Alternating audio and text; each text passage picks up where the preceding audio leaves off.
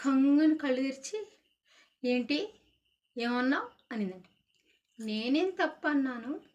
ఇంకా ఎన్నేళ్ళని ప్రేమించుకుంటాము, ఎప్పటికైనా పెళ్లి చేసుకోవాల్సిందే కదా, చక్కగా పెళ్లి చేసుకొని లైఫ్లో సెటిల్ అవుదాము అన్నాడంట.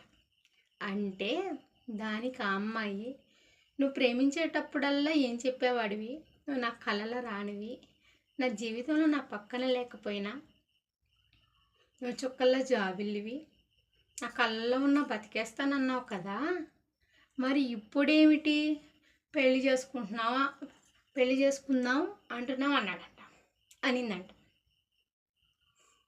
దానికి ఆ అబ్బాయి ఏమన్నాడో తెలుసా? అదేంటి అలా అంటున్నావు, ప్రేమించుకునేది పెళ్లి చేసుకోవడానికే కదా, ఒకరినొకరు అర్థం చేసుకోవాలనే కదా ప్రేమించుకుంటావంటే.